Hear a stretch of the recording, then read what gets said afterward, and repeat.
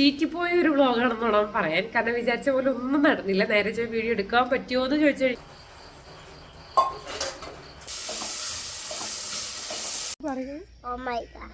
Oh my God.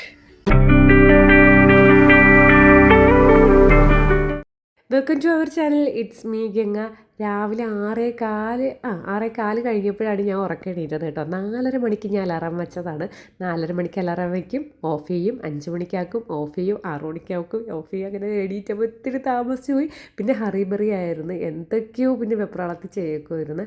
പിന്നെ ഇന്നലെ പല്ലിൽ ക്ലിപ്പിടാൻ മറന്നുപോയി. അതായത് ക്ലിപ്പല്ല, ആ പല്ലിലായിരുന്ന ആ ഒരു പ്ലാസ്റ്റിക്കിൻ്റെ കവറിങ് ഉണ്ടല്ലോ, അതിടാൻ മറന്നുപോയി. അപ്പോൾ ഇടയ്ക്കിടയ്ക്കുള്ള ഈ മറവി രോഗം കാരണം പല്ലിന് ചെറുതായിട്ടൊരു ഗ്യാപ്പ് വീണാണെന്നൊക്കെ എനിക്ക് ഫീൽ ചെയ്തു.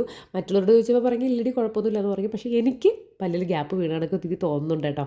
അങ്ങനെ ഈ മറവി കാരണമാണ്.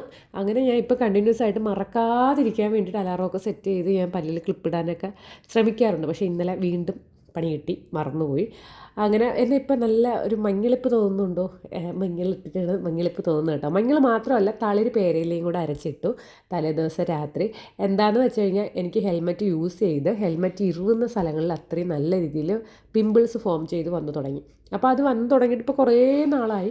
അപ്പോൾ അതിങ്ങനെ നല്ല രീതിയിൽ പാടായി വന്നപ്പോൾ എനിക്ക് ഭയങ്കര വിഷമമായി. അങ്ങനെ ഇപ്പോൾ വെജ് പീലും നൈറ്റ് ഈ പറയും പോലെ തളിര് പേരയിലയും പച്ചമഞ്ഞളും അരച്ച് ഇടാറുണ്ട്.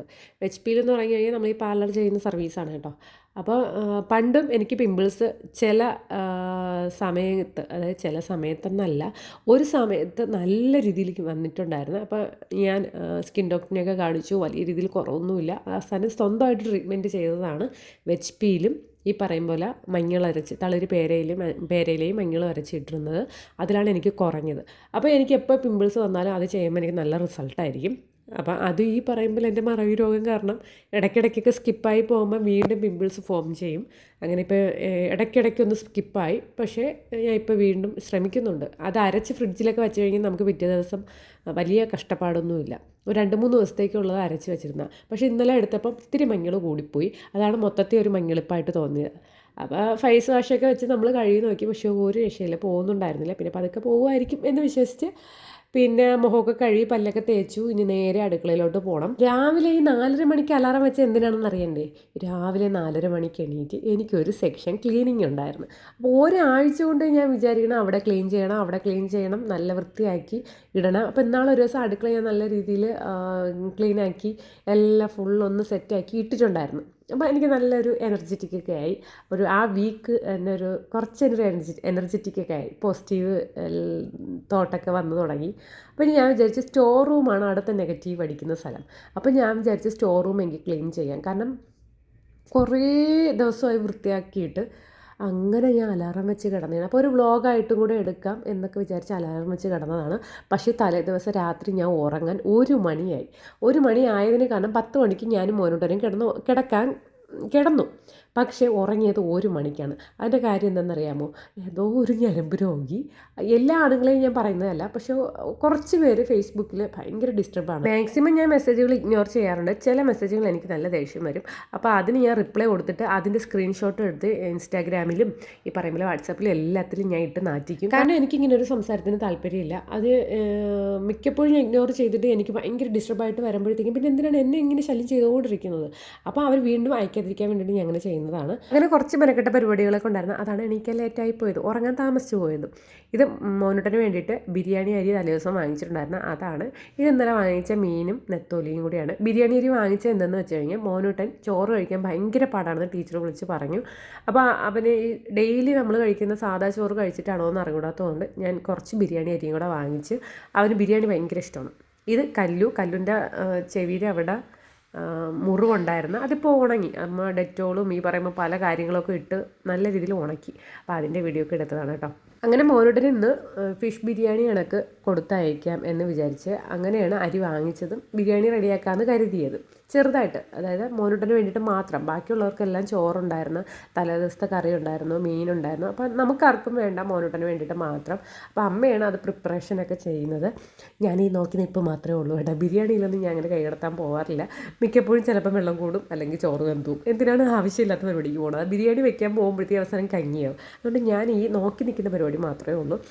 അങ്ങനെ അമ്മ ബിരിയാണി റെഡിയാക്കുന്നുണ്ടായിരുന്നു. അപ്പോൾ ഇന്ന് വലിയ ജോലികളൊന്നും ഇല്ല, ചെറിയ ചെറിയ ജോലികളൊക്കെ ഉള്ളൂ. ഈ പറയും പോലെ മോനോട്ടിന് ബിരിയാണി ആയതുകൊണ്ട്, പക്ഷേ സംഗതി എളുപ്പമാണ് കേട്ടോ, പെട്ടെന്ന് ആ പരിപാടി അങ്ങ് തീർന്നോളും. മറ്റേത് ചോറ് വയ്ക്കണം, കറി വയ്ക്കണം, അത് വയ്ക്കണം, ഇത് വയ്ക്കണം, എന്തുമാത്രം ജോലികൾ കാണും. ഇതിപ്പോൾ വലിയ കുഴപ്പമില്ല. പിന്നെ എന്നും ബിരിയാണി ആക്കാനും പറ്റില്ല, കാരണം മോനോട്ടൻ വെറുത്തു പോകും. അതുകൊണ്ട് വല്ലപ്പോഴും ബിരിയാണിയൊക്കെ കൊടുത്തയക്കാം. നമ്മളവിടെ തേങ്ങ പൊതിച്ച് വെച്ചിട്ടുണ്ടായിരുന്നു, അതായത് വീട്ടിൽ നിന്ന് കൊണ്ടുവന്ന തേങ്ങ ഉണ്ടായിരുന്നു, അതെല്ലാം തീർന്നു പോയി. അപ്പോൾ അതുണ്ടായിരുന്ന സമയത്ത് സത്യം പറഞ്ഞു കഴിഞ്ഞാൽ എടുക്കുക, പൊട്ടിക്കുക, അങ്ങ് തിരുവുക, അത്രേ ഉള്ളായിരുന്നു. ഇതിപ്പം തേങ്ങ പൊതിക്കണം, ഏറ്റവും വലിയ പാടാണ്. എനിക്കും അമ്മയ്ക്കും ഇച്ചിരി പാടാണ് കേട്ടോ. ഇതിവിടുത്തെ പെരയിടത്തിലെ തെങ്ങിലെ തേങ്ങയാണ്. പക്ഷേ ഇത് പൊതിക്കുമ്പോഴത്തേക്ക് സൂക്ഷിച്ച് പൊതിച്ചില്ല എന്നുണ്ടെങ്കിൽ ഇതിൻ്റെ ചിരട്ടയിൽ വെട്ടോത്തി കയറിക്കൊണ്ട് പെട്ടെന്ന് പൊട്ടിപ്പോവും. അതായത് കട്ടിയില്ലാത്തതാണ്, തേങ്ങ ചിരട്ടയ്ക്ക് കട്ടിയില്ലാത്തതാണ്, പെട്ടെന്ന് പൊട്ടിപ്പോവും. പിന്നെ അവസാനം അത് എന്തിനു കൊള്ളാമെന്ന് വെച്ച് കഴിഞ്ഞാൽ അത് അവസാനം പൂളി എടുക്കാനേ കൊള്ളത്തുള്ളൂ. മോരുടനെ പറ്റിക്കാൻ വേണ്ടിയിട്ട് ഫിഷ് ബിരിയാണി ആക്കിയതാണ്. അപ്പോൾ അതിന് വേണ്ടിയിട്ട് കുറച്ച് ചൂര എടുത്ത് പൊരിച്ച് അതിൻ്റെ കൂടെ വയ്ക്കാമെന്ന് വിചാരിച്ചു. മോരുടെ എണീറ്റ് വീഡിയോ ഒന്നും എനിക്ക് എടുക്കാൻ പറ്റിയിരുന്നില്ല, ഭയങ്കര തിരക്കും കാര്യങ്ങളൊക്കെ ആയിരുന്നു. പിന്നെ ഞാൻ പുറത്തോട്ട് പോകാൻ വേണ്ടിയിട്ട് നിൽക്കുന്നത് താഴത്തെ കടയിൽ, അത്രയേ ഉള്ളൂ. നടന്നു പോകാൻ വയ്യാത്തതുകൊണ്ട് വണ്ടി എടുക്കണത് കേട്ടോ. മുടിയൊക്കെ ഒരു പരുവായിട്ടിരിക്കുകയായിരുന്നു. രാവിലെ എണീറ്റിട്ട് കോതിയെങ്കിലും എൻ്റെ ചുരുണ്ട മുടി ആയതുകൊണ്ട് പിരിഞ്ഞേ ഇരിക്കത്തുള്ളൂ കേട്ടോ. അപ്പോൾ അവിടെ ചെന്ന് എന്തെന്ന് വെച്ച് കഴിഞ്ഞാൽ തൈര് വാങ്ങിക്കാൻ വേണ്ടിയിട്ട് ചെന്നതാണ്. അപ്പം ബിരിയാണി അല്ലേ, തൈര് വേണം, സലാഡ് എന്തായാലും വേണം, അത് അവന് നിർബന്ധമാണ്. അപ്പോൾ ഒരു കടയിൽ പോയപ്പോൾ അവിടെ ഇല്ല, പിന്നെ മുകളിലത്തെ കടയിൽ പോയി കണ്ടെങ്കിൽ താഴെ പോയപ്പോൾ അവിടെ ഇല്ല, പിന്നെ മുകളിൽ പോയി. ഇപ്പം നടന്നാണ് പോകണമെന്നുണ്ടെങ്കിൽ നല്ല രീതിയിൽ ലേറ്റ് ആയത്, വണ്ടി ആയതുകൊണ്ട് കുഴപ്പമില്ല. അങ്ങനെ മോനോട്ടനെയൊക്കെ സ്കൂളിൽ വിട്ടതിന് ശേഷമാണ് എനിക്ക് അതിന് സമയത്തുള്ള വീഡിയോ ഒന്നും എടുക്കാൻ പറ്റിയിരുന്നില്ല, ഫുള്ള് തിരക്കായി. ഇപ്പോൾ യഥാർത്ഥത്തിൽ പറയണമെന്നുണ്ടെങ്കിൽ ഒരു വ്ളോഗ് ചീറ്റിപ്പോയ വീഡിയോ ആണ് കേട്ടോ ഇത്. പിന്നെ ഉള്ള വീഡിയോ ഞാൻ ഇടുന്നു എന്ന് മാത്രം. രാവിലെ 4:30 മണിക്ക് എണീറ്റ് എനിക്ക് വൃത്തിയാക്കണമെന്ന് ഞാൻ പറഞ്ഞ സ്ഥലം എന്ന് പറയുന്നത് ഇവിടെയായിരുന്നു. ഇവിടെ ഒരു 2 മാസം ആവും യഥാർത്ഥത്തിൽ നല്ല രീതിയിൽ വൃത്തിയാക്കി കഴുകി ഇറക്കിയിട്ട്. അപ്പോൾ ഇപ്പം ഞാൻ വിചാരിച്ചു, അത് കാണുമ്പോഴത്തേക്കും തുടങ്ങിയ നല്ല രീതിയിൽ പൊടിയും വലയും ഒക്കെ അടിച്ചിട്ടുണ്ടായിരുന്നു. അപ്പോൾ സാധനങ്ങളെല്ലാം ടിന്നിൽ അങ്ങോട്ടും ഇങ്ങോട്ടൊക്കെ ആക്കി വയ്ക്കും. അപ്പോൾ ഇതിപ്പോൾ ഒരു ഓർഡറിലും അല്ലാതെ കിടക്കുന്നതുകൊണ്ട് ഇവിടെ എനിക്ക് വൃത്തിയാക്കണമെന്നുണ്ടായിരുന്നു. അതിന് വേണ്ടിയിട്ടാണ് 4:30 അലാറം വെച്ചത്. പക്ഷേ 4:30 അലാറം വെച്ചിരുന്നെങ്കിൽ ഇവിടെ സത്യം പറഞ്ഞ സ്റ്റോർ റൂമിൽ എനിക്ക് തോന്നുന്നു ഒരു 3-3.5 മണിക്കൂർ നമുക്ക് ടൈം എടുക്കും ഇവിടെ ഫുള്ള് ക്ലീൻ ചെയ്ത് വരാൻ. അതായത് ഡീപ്പായിട്ട് ക്ലീൻ ചെയ്യണമെന്നുണ്ടെങ്കിൽ മിക്കപ്പോഴും എനിക്ക് അത്രയും സമയം എടുക്കാറുണ്ട്. അപ്പോൾ 4:30 എണീറ്റാലും തീരൂലായിരുന്നു. അപ്പോൾ പിന്നെ ഞാൻ മോനിട്ടറെ സ്കൂളിൽ പറഞ്ഞു വിട്ട് 8:45 ആയപ്പോഴാണ് സ്റ്റോർ റൂമിലോട്ട് കയറിയത്. പക്ഷേ ഈ 8:45 തൊട്ട് എനിക്ക് ആകെ കിട്ടിയത് 9:30 മണി വരെയാണ്. അപ്പോൾ എനിക്ക് കംപ്ലീറ്റ് എനിക്ക് ചെയ്ത് തീർക്കാൻ പറ്റില്ല. അപ്പോൾ ഞാൻ വിചാരിച്ചത് എന്തിനാണ് ഈ ബൗളും എല്ലാം വാഷ് ചെയ്യണം, കാരണം കുറേ സാധനങ്ങൾ തീർന്നു.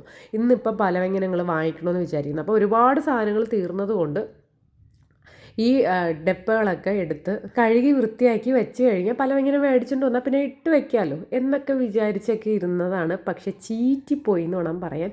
പിന്നെ ഞാൻ വിചാരിച്ചു കുഴപ്പമില്ല, ഇത് ഇന്നും മാറ്റി വെച്ച് കഴിഞ്ഞാൽ ഈ ജോലി നടക്കാൻ പാടാണ്. നാളെ ഇനിയിപ്പോൾ നടക്കത്തില്ല, മറ്റന്നാൾ എനിക്ക് വേറെ കാര്യങ്ങളുണ്ട്, അപ്പം നടക്കത്തില്ല. അപ്പം ഞാൻ വിചാരിച്ചു അത്യാവശ്യം പൊടിയും വലയും അങ്ങ് തുടച്ച് മാറ്റിയേക്കാം. എന്നിട്ട് വൈകുന്നേരം വന്ന് ഈ ബൗളും എല്ലാം വാഷ് ചെയ്ത് വെച്ചിട്ട് നാളെ രാവിലെ എണീറ്റ് ഈ പലവ്യഞ്ജനങ്ങളൊക്കെ മേടിച്ചുകൊണ്ട് വരുവാണെന്നുണ്ടെങ്കിൽ അതിലോട്ട് തട്ടി വെക്കാമെന്ന് വിചാരിച്ച്. യഥാർത്ഥത്തിൽ 3 മണിക്കൂറെങ്കിലും കംപ്ലീറ്റ് വേണം. അത്രയ്ക്ക് തൂത്ത് വൃത്തിയാക്കിയാൽ സത്യം പറഞ്ഞു കഴിഞ്ഞാൽ അവിടെ അത്രയും നീറ്റ് ആവത്തുള്ളൂ. പിന്നെ അരമണിക്കൂർ അല്ലെങ്കിൽ 3/4 മണിക്കൂർ സമയമുള്ളൂ. കാരണം എനിക്ക് 10 മണിക്ക് എനിക്ക് ജോലിക്ക് വരണം. 9:30 മണിക്ക് എനിക്ക് അടുക്കളയിൽ നിന്ന് ഇറങ്ങിയാലേ ഫ്രഷായി റെഡിയായി എനിക്കൊരു 9:55 വീട്ടിൽ നിന്ന് ഇറങ്ങാൻ പറ്റും. അതുകൊണ്ട് ഞാൻ കുറച്ചൊന്ന് ക്ലീൻ ചെയ്തതേ ഉള്ളൂ, ഡീപ്പായിട്ടൊന്നും ക്ലീൻ ചെയ്യാൻ നിന്നില്ല. ഫ്രിഡ്ജ് ക്ലീൻ ചെയ്യാനുണ്ടായിരുന്നു, അതിൽ പെൻഡിങ് കിടക്കുന്നതെന്ന് പറഞ്ഞാൽ ഫ്രിഡ്ജ് ക്ലീൻ ചെയ്യാനുണ്ടായിരുന്നു. അതുപോലെ തന്നെ പാത്രങ്ങൾ വയ്ക്കുന്ന ഷെൽഫ് ക്ലീൻ ചെയ്യാൻ വേണ്ടിയിട്ടുണ്ടായിരുന്നു. നമുക്ക് മാസത്തെ ആകെ കിട്ടുന്ന 4 ലീവാണ്. ആ 4 ലീവ് ഞാൻ ഇപ്പോൾ എടുക്കുന്നത് എൻ്റെ ബ്രൈഡൽ വർക്കും കാര്യങ്ങളും വരുമ്പോഴും മാത്രമാണ്. അപ്പം എനിക്ക് രാവിലെ വെളുപ്പാങ്കാലത്ത് അല്ലെങ്കിൽ രാത്രി ആ ഒരു സമയത്ത് എനിക്ക് ചെയ്യാൻ പറ്റത്തുള്ളൂ. രാത്രി പറയുമ്പോൾ ചിലപ്പം ക്ഷീണവും കാര്യങ്ങളൊക്കെ ആണെന്നുണ്ടെങ്കിൽ അല്ലെങ്കിൽ മോനോട്ടൻ്റെ കൂടെ ഇരിക്കാൻ പറ്റൂല, ഇവിടെ വന്ന് വൃത്തിയാക്കാൻ പറ്റില്ല. മോനോട്ടൻ ഭയങ്കര ബഹളമായിരിക്കും. അപ്പോൾ മോനോട്ടനെ മാറ്റി നിർത്തിയാണെങ്കിലേ ചെയ്യാൻ പറ്റത്തുള്ളൂ. അതും അവ എന്നെ വൈകുന്നേരം വരെ കാണുമ്പോഴത്തേക്കും അവ എന്നെ ജോലി ചെയ്യാനൊന്നും ഒരു വിധത്തിൽ സമ്മതിക്കില്ല. പിന്നെ അവൻ ഉറങ്ങിയതിന് ശേഷം അല്ലെങ്കിൽ ഞാൻ ചെയ്യണം. അങ്ങനെയാണെങ്കിൽ ഞാൻ 2 മണി 3 മണി ഇരുന്ന് ചെയ്യേണ്ടി വരും. അതാണ് ഇപ്പം എൻ്റെ ഒരു അവസ്ഥ കേട്ടോ.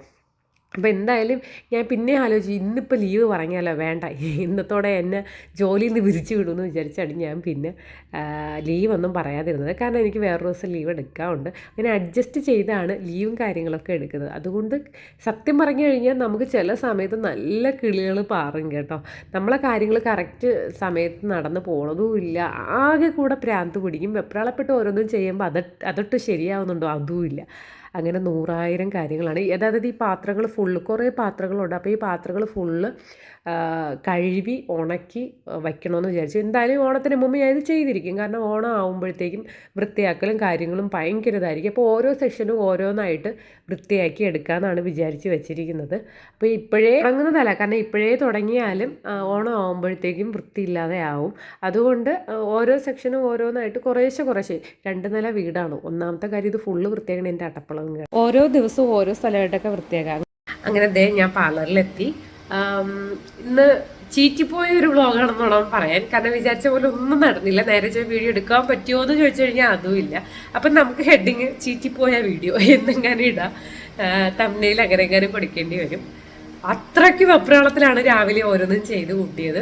എനിക്ക് തോന്നുന്നു അരമണിക്കൂർ തികച്ചെടുത്തില്ലെന്ന് തോന്നുന്നു അവിടെ അത്ര വൃത്തിയാക്കാൻ.